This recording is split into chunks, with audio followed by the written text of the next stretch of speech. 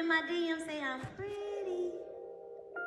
This boy be in my DM say I'm pretty. You have a missed call. It wasn't missed. It was ignored. Manifest the body that you want by speaking exactly how you want to look into your water. Big body girl.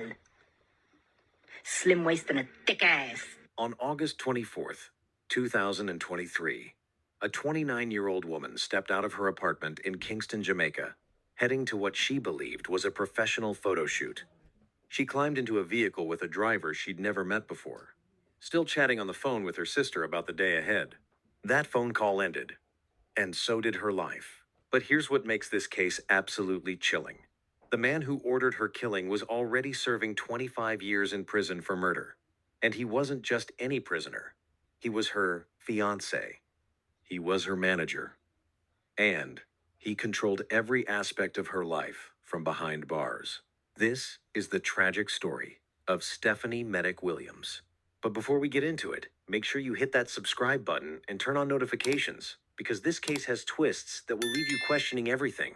Stephanie Williams wasn't just another face in Jamaica's entertainment scene. She was a survivor who transformed pain into purpose, a businesswoman who built an empire from her kitchen, and an advocate determined to give voice to the voiceless. But her story begins with her mother, Millicent McCurdy. At just 16 years old, Millicent found herself pregnant and alone in Westmoreland Parish. She had no support network, no steady income, and as she later recalled, there were days she didn't know where her next meal would come from. "I suffered with Stephanie," she would say years later. "I didn't have food to eat." But Millicent refused to give up. Raised in the church and determined to provide an honest life for her daughter, she worked every job she could find. Slowly, painfully, she built a life for Stephanie and eventually for her other daughters too. She managed to send all of them to college and even built a decent home in Savannah La Marche. Stephanie, born on October 8, 1993, grew up watching her mother's relentless determination. At Petersfield High School, she threw herself into the performing arts, singing in the choir, marching in the band, and dancing in the school's dance troupe. She also sang at the Church of God, honoring the religious foundation her mother worked so hard to instill. After high school, Stephanie initially pursued nursing, spending 2 years studying to become a caregiver. But the pull of business and entrepreneurship was strong. She switched to business studies for another 2 years, showing the practical mind that would later serve her well. Yet even that wasn't enough. The stage was calling. The music was calling. In 2017, Stephanie made a courageous decision. She deferred her degree and officially launched her professional music career. Some might have seen it as throwing away security. She saw it as claiming her destiny. But beneath the confident exterior of this rising star, Stephanie carried a secret that had shaped her in ways both terrible and transformative. In 2018, Stephanie sat down for an interview with Boomshots magazine and revealed what she had hidden for years. From the age of 12 until she was 17, her father had sexually abused her. The abuse was systematic and enforced through threats against her younger siblings. If she refused him, he would hurt them. So she endured, protecting them at the cost of her own innocence. The abuse finally ended when her parents divorced around the time she left for university. Her siblings were spared. But Stephanie was left with scars no one could see. Unable to afford traditional therapy, Stephanie turned to music as her healing. In the recording studio, she found the ability to transform trauma into art. The result was Overcome, a powerful track featuring fellow artist Shane O. "This song came from my own journey," she explained. "For years, I couldn't talk about what happened to me, but music gave me the courage to speak. And if my story can help even one child find their voice, then all that pain will have had a purpose." Stephanie didn't just want to share her story. She wanted to build something lasting. She spoke passionately about creating a foundation to help other survivors of childhood sexual abuse, about being an advocate for children who had suffered as she had. Her mother would later note that despite being in the dance hall world, Stephanie was never a party girl. She was serious, driven, and purpose-filled. Her trauma had given her a mission. While her music career was gaining momentum, Stephanie's entrepreneurial spirit found another outlet. In 2019, she founded Reborn Holistic, a company producing 100% natural personal care, skin care, and hair care products. The idea was born from her own health consciousness. Concerned about the potential dangers of conventional deodorants, Stephanie began researching and formulating her own natural alternatives in her kitchen.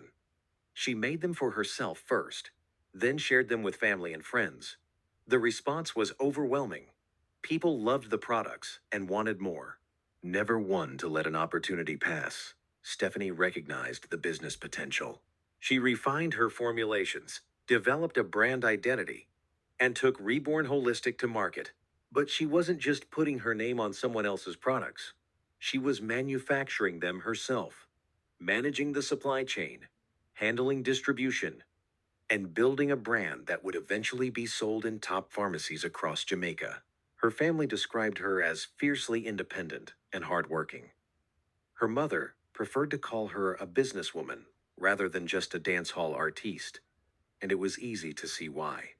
While other artists might spend recklessly, Stephanie was building something sustainable, creating jobs and contributing to Jamaica's economy. By all accounts, she was succeeding on multiple fronts: a rising star in music, a successful entrepreneur, and an emerging voice for abuse survivors. She had overcome childhood trauma, built 2 thriving careers, and was positioning herself to make a real difference in the lives of others who had suffered as she had. Her future seemed limitless, but Stephanie was hiding something from everyone who loved her: a relationship that would prove to be fatal. Not long after Stephanie launched her professional music career in 2017, she met someone who would change everything. His name was Dwight Gale, but in the streets and in the entertainment circles, everyone knew him by another name: White Knight. There was just one problem. White Knight wasn't managing artists from some fancy office in Kingston. He wasn't networking at industry parties or sitting in recording studios. He was behind bars, and he wasn't there for some minor offense or a mistake that got out of hand. Dwight Gale was serving a 25-year sentence for taking someone's life. He'd been locked up since 2012. Yet somehow, this man, this convicted individual, serving time for the most serious crime you can commit, became Stephanie's boyfriend, her road manager, her career sponsor. He made decisions about where she performed, who she worked with, what bookings she took.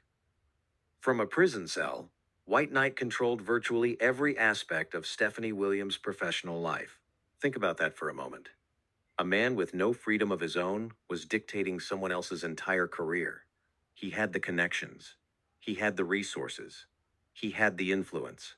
And most importantly, he had complete authority over Stephanie's movements and opportunities. How does that even happen?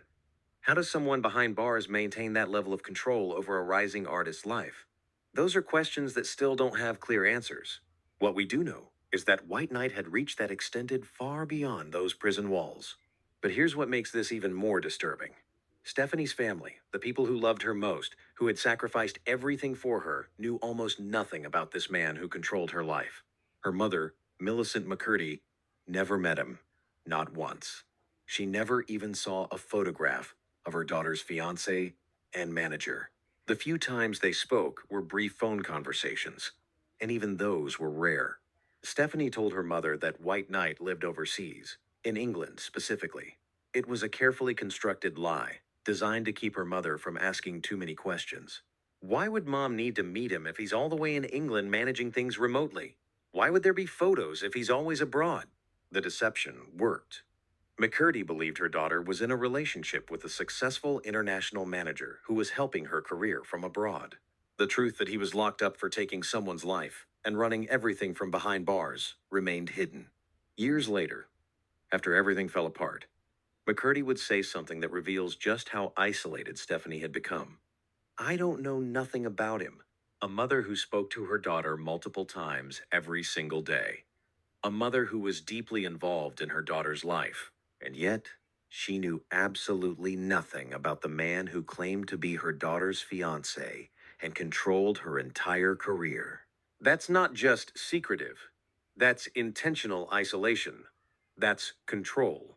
But if anyone needed a warning about just how dangerous White Knight could be, it came written in blood. Stephanie had a close friend. In the community, he went by M1. They spent time together. They were friends. That's all most people saw. A friendship. But White Knight saw something different. Or maybe he chose to see something different. He believed, or convinced himself, that Stephanie and M1 were romantically involved. Whether there was any truth to that belief didn't matter. In White Knight's mind, M1 was a threat, competition, someone standing between him and complete possession of Stephanie. And so, White Knight made a decision. From his prison cell, he ordered a hit. Let that reality settle in for a moment. A man locked away from society, supposedly cut off from the streets, had enough power and connections to order someone's execution. He had the money to pay for it. He had people on the outside willing to carry out his instructions. And he had the absolute ruthlessness to follow through. M1 was taken out. The hit was carried out exactly as ordered. A life ended because of one man's jealousy and need for control. This wasn't random violence. This wasn't some street dispute that escalated. This was a calculated decision made from behind bars and executed by people who answered to White Knight's authority. The message to Stephanie was crystal clear. You belong to me. Anyone who threatens that anyone I even perceive as a threat will face the same fate. It didn't matter that White Knight was in prison. It didn't matter that he couldn't physically reach anyone. His power wasn't limited by concrete walls and steel bars. For anyone paying attention, M1's death should have been a screaming alarm. If White Knight would eliminate someone out of jealousy, what would he do if Stephanie tried to leave him? What would happen if she met someone else? What would be the consequence if she decided she didn't want to be controlled anymore? But by the time M1 was gone, was Stephanie even in a position to leave? Did she feel trapped? Was she afraid of becoming the next victim? Or did she believe she could somehow manage the situation, that she could navigate this dangerous relationship and come out the other side? We'll never know what was going through her mind during those months after M1's death. We don't know if she was planning an escape, or if she felt there was no way out. We don't know if she understood the full extent of the danger she was in. What we do know is that White Knight had already proven he could reach anyone, anywhere, anytime. He'd proven that his jealousy was lethal, and he'd proven that from a prison cell, he had the power to end lives. M1's death was a warning. Whether Stephanie saw it as such or not, the message had been sent. So here's what I want to know from you. If you were Stephanie's friend, and you knew about M1, knew about White Knight, knew about this whole situation, what would you have told her to do? How do you convince someone to leave when leaving might be the most dangerous move of all? Drop your thoughts in the comments. Because Stephanie was about to make a decision that would seal her fate. And nothing, not her talent, not her success, not her mother's love, not her dreams for the future, nothing would be enough to save her from what was coming. August 23rd, 2023. The day before everything changed, Stephanie answered a call from her mother, Millicent. Their conversations were frequent, sometimes multiple times a day, so this wasn't unusual. But what Stephanie said next would replay in her mother's mind forever. Mom, pray for me. 4 simple words, but they carried weight. Why did her daughter need prayers? What was happening in Kingston that required divine protection? Millicent felt something in her chest tighten. A mother's instinct. She told Stephanie to pray for herself, but then made a plea that came from somewhere deep inside. You need to pack your things and come down. Come home. Leave Kingston. Leave whatever life you're living up there and come back to Savannah Lamar, where it's safe, where your family can see you, where we can protect you.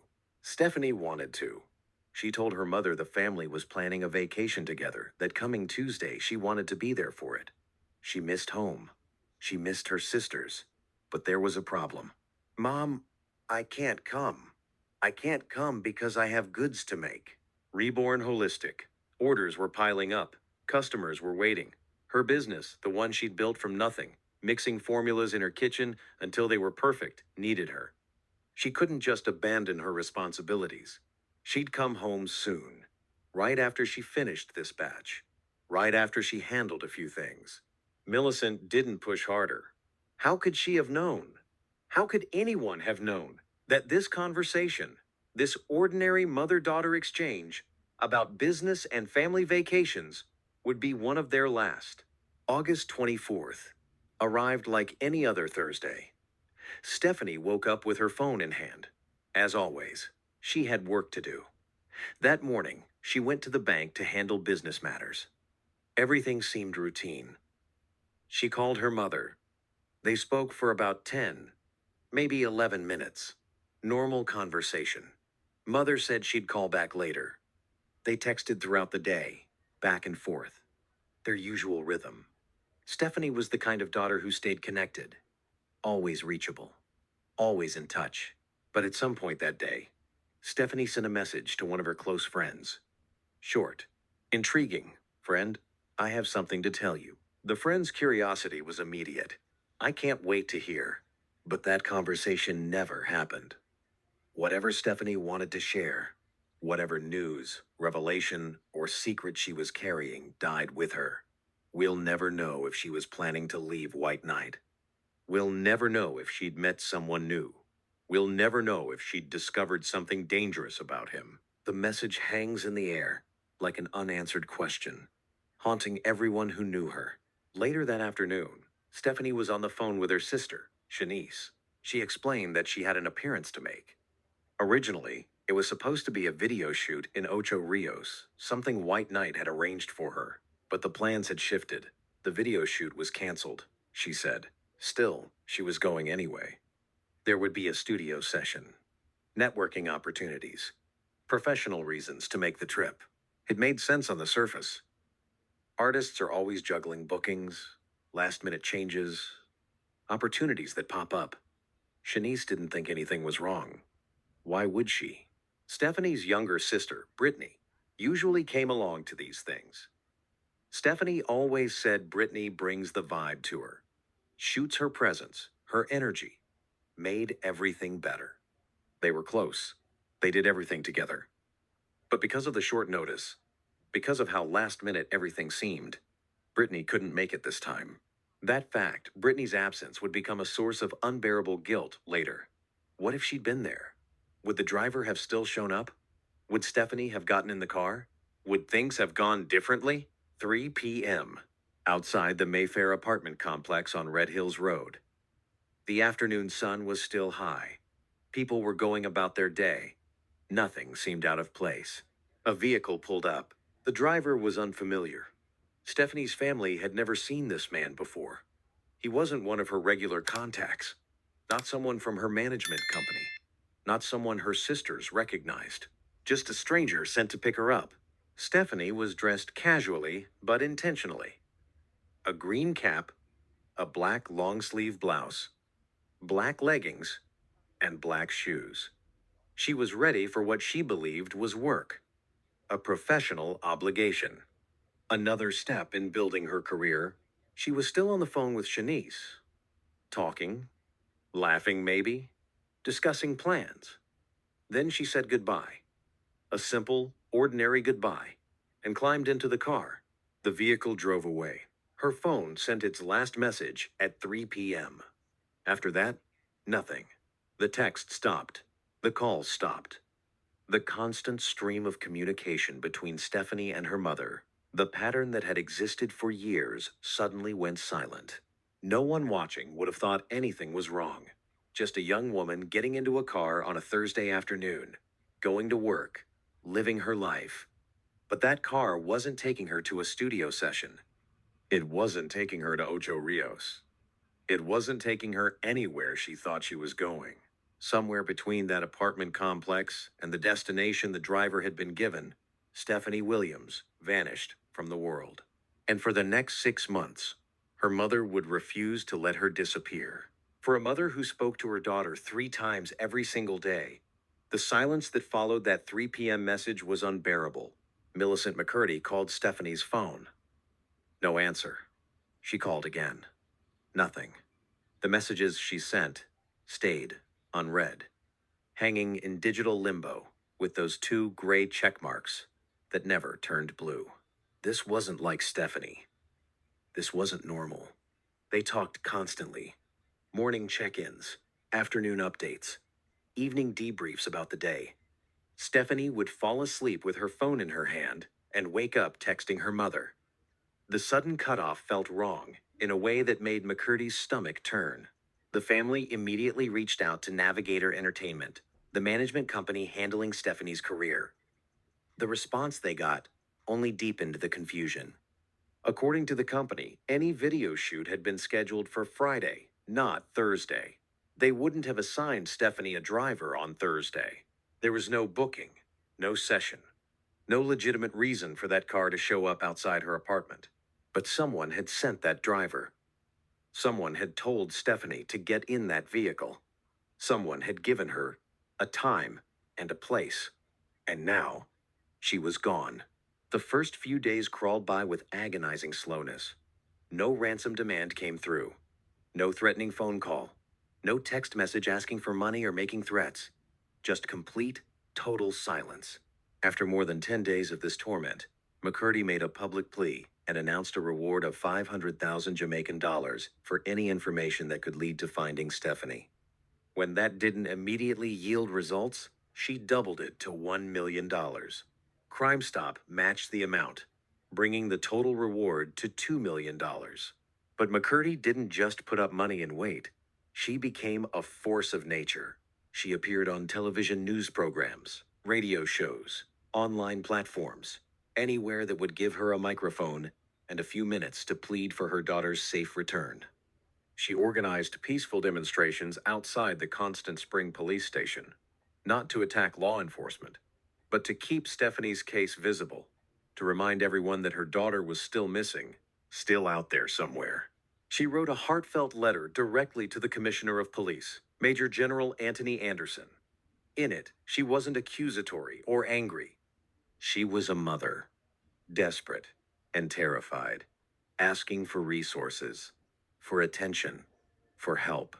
She wanted to know what was being done. She wanted to understand the investigation.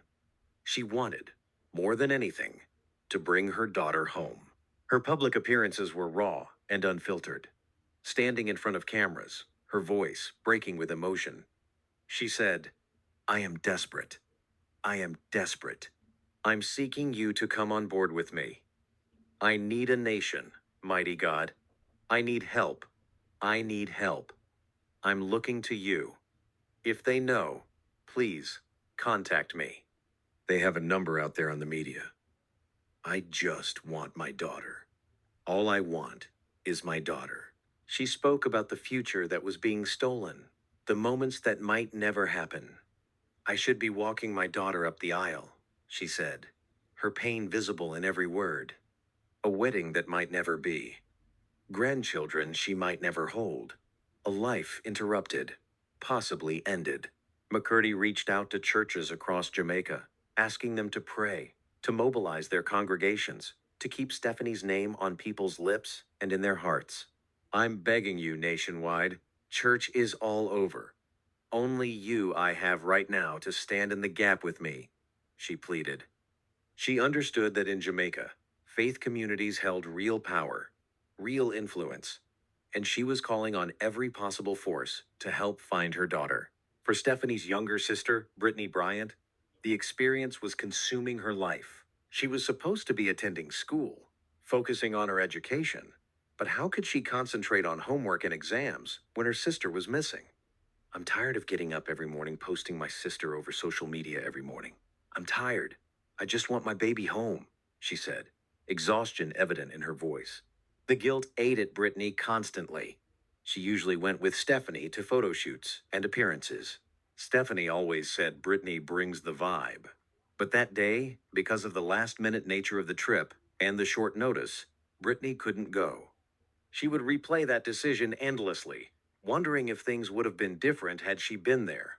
As weeks turned into months, the emotional toll on the family became visible. Christmas approached, a time meant for family and celebration. McCurdy made another public plea: bring back my daughter for Christmas. But Christmas came and went.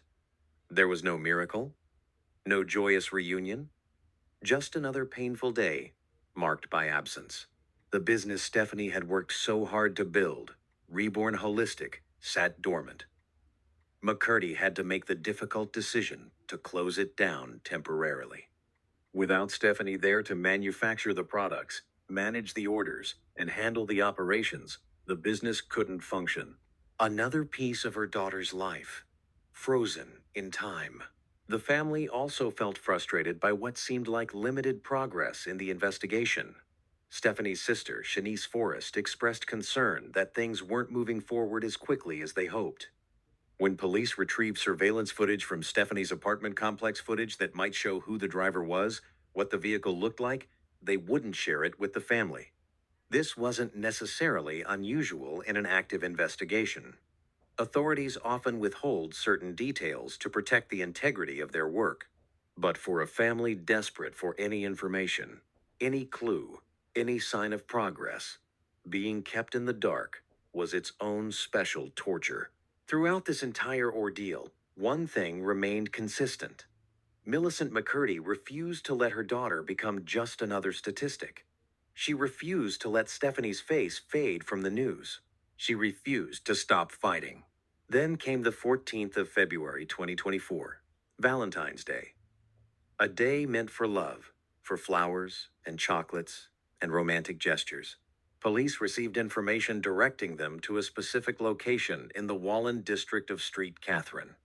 It was a remote area, a cane field far from the main roads, the kind of place where you could do something terrible and have a reasonable expectation that no one would find out for a very long time. Officers made their way through the field and found what they'd been told they would find: skeletal remains. The location was isolated, deliberately chosen. Near the remains, investigators found personal items: a gold chain, a gold bracelet, a pair of sneakers, and black tights. The family had provided detailed descriptions of what Stephanie had been wearing when she disappeared: a green cap, a black long-sleeve blouse, black leggings, and black shoes. The items found with the remains matched those descriptions. News of the discovery spread quickly through Jamaica. After nearly 6 months of hoping, praying, searching, the reality everyone had feared but refused to fully accept began to settle in with crushing weight. The remains were carefully collected and sent for forensic analysis. DNA testing would take time, these things always do. But in their hearts, everyone already knew. Millicent McCurdy knew. Brittany and Shanice knew. The investigators working the case knew.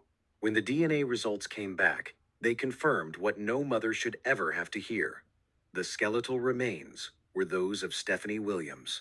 The post-mortem examination provided the cause of death, and it was as brutal as it was final. Stephanie had been shot in the head. This wasn't a struggle that went too far. This wasn't a crime of passion where someone lost control in the heat of an argument. This was an execution. Someone had put a gun to her head and pulled the trigger with cold, calculated intent. On the 19th of June, 2024, the Jamaica Constabulary Force officially upgraded the case from a missing person investigation to a homicide investigation. The Criminal Investigation Branch at CIB headquarters in Kingston had been supporting the case all along, but now the full weight of their resources was directed toward finding who was responsible for taking Stephanie's life. But investigators had known something the public didn't. Not yet. Back in October 2023, even before Stephanie's body was found, Deputy Commissioner of Police Fitz Bailey had made a statement that sent shockwaves through the country. He revealed that law enforcement believed certain instructions related to Stephanie's disappearance had been issued by a convict currently housed within a correctional institution. Let that sink in for a moment. Someone behind bars, someone already serving time for a serious crime, had apparently given orders that led to a woman's disappearance. The implications were staggering. The working theory that emerged from the investigation was that Stephanie Williams had been the victim of a contract arrangement. Someone had been paid to take her life. The motive, according to authorities, appeared to be connected to a personal relationship that had deteriorated. The setup had been methodical. 3 days before her disappearance, Stephanie had been told to prepare for a photo shoot in Ocho Rios, a coastal town known for its beaches and resorts. The shoot was legitimate sounding enough that she had no reason to question it. White Knight, who managed her career from his prison cell, had arranged it, or so she thought. But the shoot was fake. It was bait, a pretext designed for one purpose: to get Stephanie into a vehicle with someone she didn't know, someone who wasn't going to take her to Ocho Rios or to any photo shoot. Instead, that driver took her to a cane field in Street Catherine, a remote location where her cries for help couldn't be heard, where her body might never be found, or at least not for a very long time. And there, in that isolated field, someone ended her life with a single shot to the head. The efficiency of it was chilling. The planning, the deception, the execution, every step had been calculated. Deputy Commissioner Bailey issued a public warning in the wake of these revelations, urging Jamaicans to exercise caution about the types of relationships they enter. It was advice that came too late for Stephanie, but perhaps it would save someone else. Now, pause for a moment and think about this. How does someone behind bars, someone who's supposed to be cut off from society, monitored, restricted, maintain enough influence and resources to arrange something like this? Who was helping him on the outside? How was he communicating? How was he paying people? How was he maintaining control over an entire music career, let alone someone's life? These are uncomfortable questions.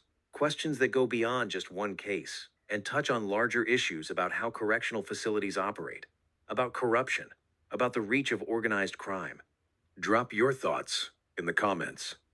How do you think inmates are able to maintain this kind of power from behind bars? What needs to change? As of November 2024, more than a year has passed since Stephanie's remains were found in that cane field. And yet, no one has been arrested.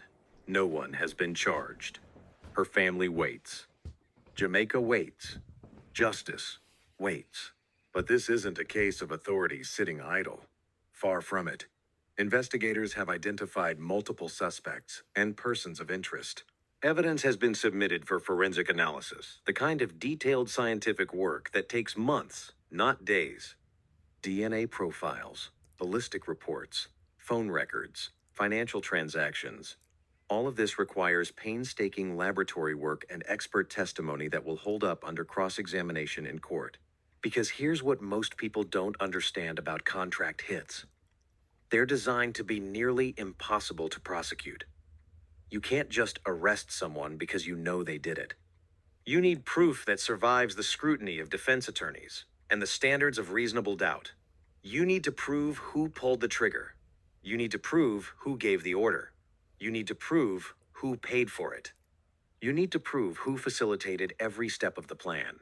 And you need witnesses willing to testify. People brave enough to point fingers at individuals who have already proven they're willing to take lives. And when the alleged mastermind is already serving a 25-year sentence for a previous homicide, what exactly can investigators threaten him with? What deal can they offer? What pressure can they apply? He's already locked up. He's already lost his freedom. The usual tools of negotiation don't work when someone has nothing left to lose. Still, the investigation remains active. Detectives continue interviewing witnesses, following leads, building their case piece by piece. They're not rushing this. They get one shot at prosecution, and if the evidence isn't airtight, defense lawyers will tear it apart in court. Stephanie's family will watch her accused walk free. And that cannot happen. Meanwhile, Stephanie's sister has taken over Reborn Holistic. The natural personal care products Stephanie formulated in her kitchen are still being sold in top pharmacies across Jamaica. The business continues. The brand lives on. It's a small victory in a sea of loss, but it matters. Every bottle sold is proof that Stephanie's vision didn't die with her. Stephanie's story is a tragic reminder that when someone sees you as property rather than a person, Your life is always at risk. So, if you're in a relationship where someone is controlling your movements, isolating you from family, making decisions for you, or responding with rage when you assert independence, please hear this. That is not love. Resources exist to help you leave safely. If you want to see justice for Stephanie Williams, hit that like button.